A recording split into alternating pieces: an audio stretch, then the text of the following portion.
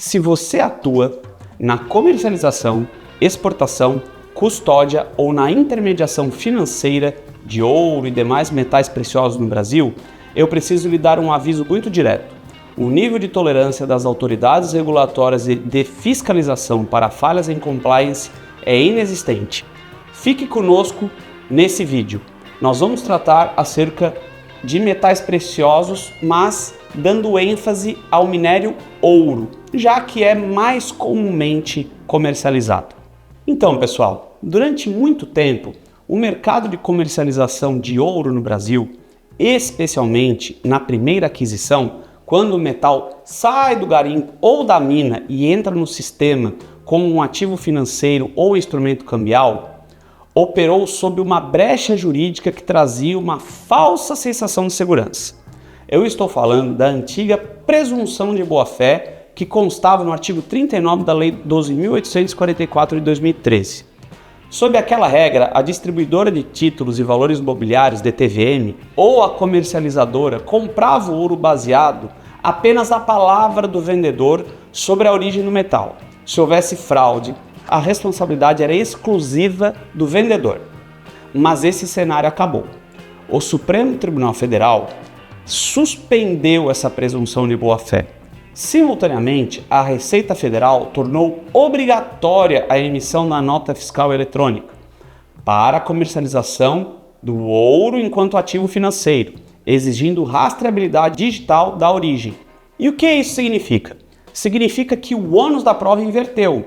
Hoje, o trading de metais preciosos é uma das áreas de maior exposição a riscos regulatórios e penais do país. Olá, seja bem-vindo ao canal direitominerário.com e no vídeo de hoje nós vamos desmistificar os riscos regulatórios do trading de metais preciosos, a exemplo do ouro. Nós vamos mergulhar fundo nas exigências da Lei de Prevenção à Lavagem de Dinheiro, no combate ao financiamento ao terrorismo e detalhar na prática como as circulares do Banco Central moldam as obrigações que a sua operação não pode, sob hipótese alguma, ignorar. Fique comigo até o final, pois o que vamos discutir aqui pode salvar a sua empresa de multas milionárias e você de uma responsabilização civil e criminal. Para entendermos os riscos do trading, nós precisamos começar pela base do direito penal econômico, a Lei 9.613 de 98, que é a lei da prevenção à lavagem de dinheiro, além da Lei 13.260 de 2016, que trata do financiamento ao terrorismo.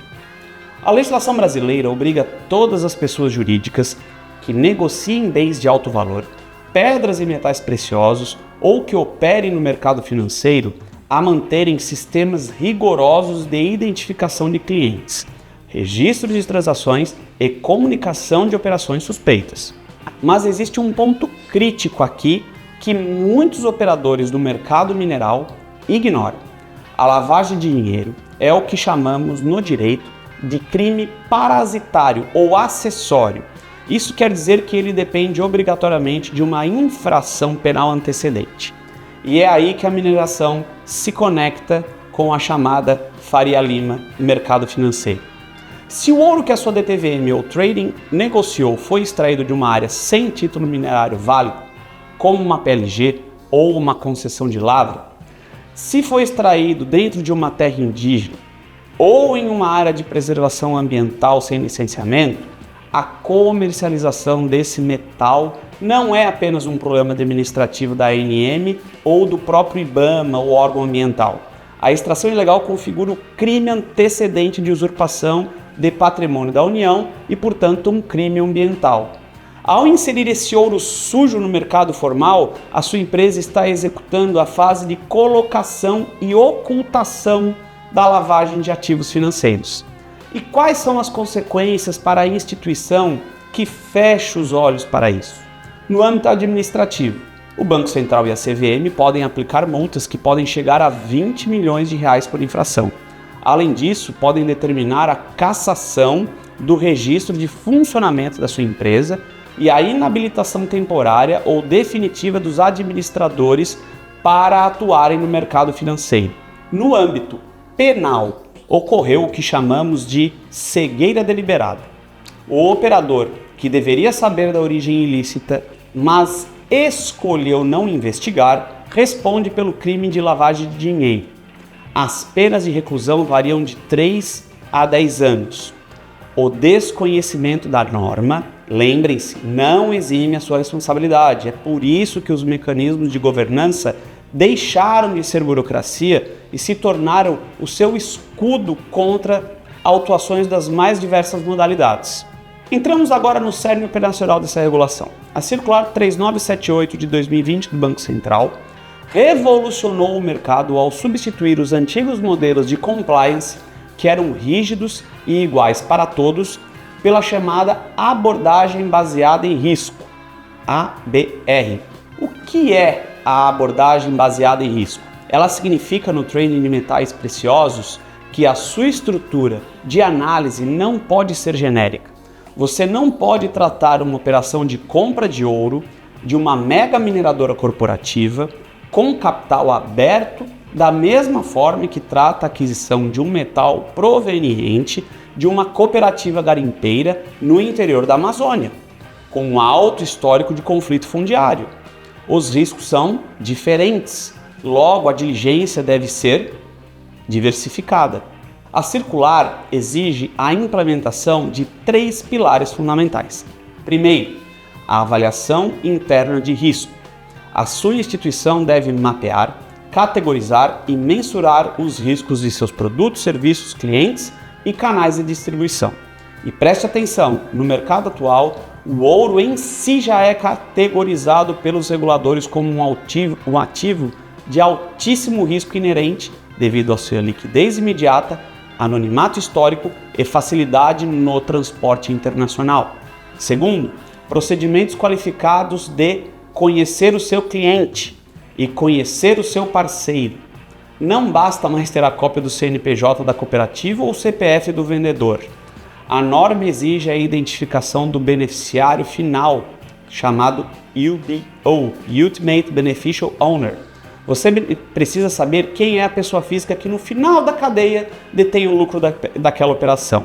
No setor mineral, o QIC vai além do aspecto societário.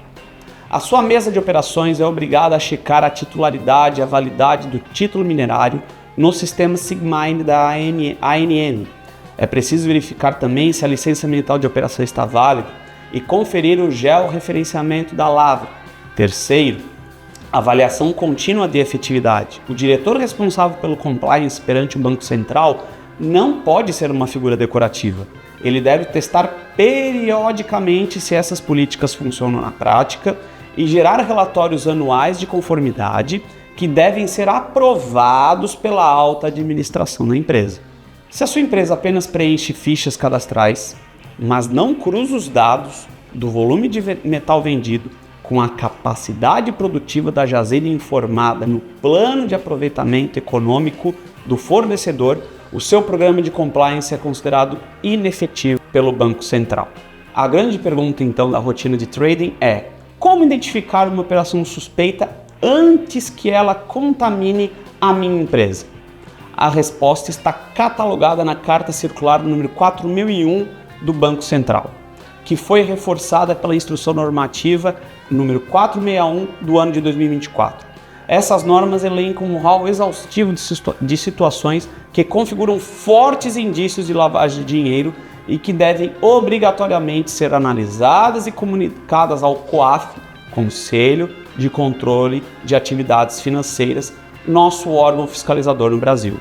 Então vamos aos principais red flags, os sinais de alerta vermelho no trading de metais. Pagamentos em espécie.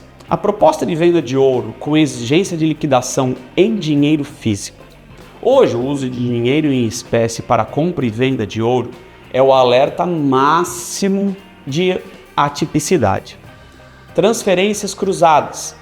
O pagamento do ouro sendo direcionado a contas de terceiros que não têm nenhuma relação comprovada com a operação ou com o título minerário de origem. Geometria de exclusão. Operações vinculadas a PLGs, permissões de lavra garimpeira, cujas áreas estejam sobrepostas a terras indígenas. Unidades de conservação. ou localizadas em zonas de fronteira sem a devida autorização do Conselho de Defesa Nacional. O sistema do seu compliance deve detectar isso no momento zero, inicial da operação. Volume incompatível, tá aí outra prática. O volume de metal transacionado é absurdamente incompatível com a capacidade operacional declarada pelo cliente ou com a geologia da área. Se uma PLG minúscula estar a toneladas por mês, você está diante de um processo de esquentamento de ouro de outras áreas. Mais uma, fracionamento de operações, chamada smurfing. É a realização de múltiplos negócios consecutivos em valores levemente inferiores aos limites que exigem identificação reforçada ou reporte automático. É uma tentativa clara de burlar o seu sistema de monitoramento. E aí, identificou qualquer um desses indícios? A instrução normativa determina: a operação deve ser bloqueada para análise aprofundada. Se a atipicidade for confirmada e não houver justificativa econômica plausível, ela deve ser reportada imediatamente ao COAF sob sigilo absoluto. Você não pode de forma alguma avisar o cliente de que ele está sendo reportado.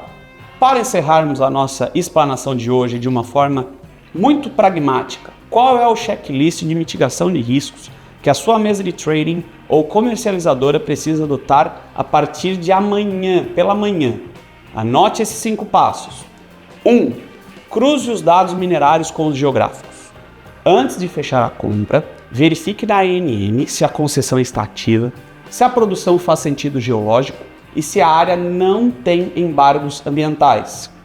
2. Exige uma rastreabilidade documental integral. O ouro deve ser acompanhado pela nota fiscal eletrônica desde a extração, com a identificação precisa da origem. 3. Cumpra o QIP, Know Your Partner, e identifique o beneficiário final. Não aceite estruturas opacas, laranjas ou offshores sem total transparência societária. 4. Bancarização total das operações. Elimine o trânsito em espécie da sua empresa. As liquidações devem ocorrer via transferências eletrônicas do Banco Central, Pix ou TED para contas da mesma titularidade do vendedor legal do minério. 5. Formalize as suas análises de atipicidade. Se você descartar uma operação suspeita e decidir não reportar ao COAF porque encontrou uma justificativa legal, arquive esse dossiê de análise. Você vai precisar demonstrar essa trilha de auditoria e boa-fé em eventual fiscalização do Banco Central. Gente, o trading em metais preciosos continua sendo um mercado vital para a balança comercial e é altamente rentável. Mas o profissionalismo, o compliance mineral e a conformidade financeira não são mais diferenciais competitivos. São os pré-requisitos absolutos de existência de sua companhia. Se você quer se aprofundar nas teses mais recentes sobre direito minerário, regulação de metais preciosos e ouro, defesa regulatória para o setor extrativo e financeiro, acesse agora o nosso portal Direito Minerário. Deixe o seu comentário aqui embaixo com as dúvidas da sua operação, inscreva-se no canal, ative o sino de notificações e não esqueça de compartilhar este vídeo com o diretor de compliance e com a equipe jurídica da sua empresa. Muito obrigado pela sua audiência e até a próxima. Um grande abraço!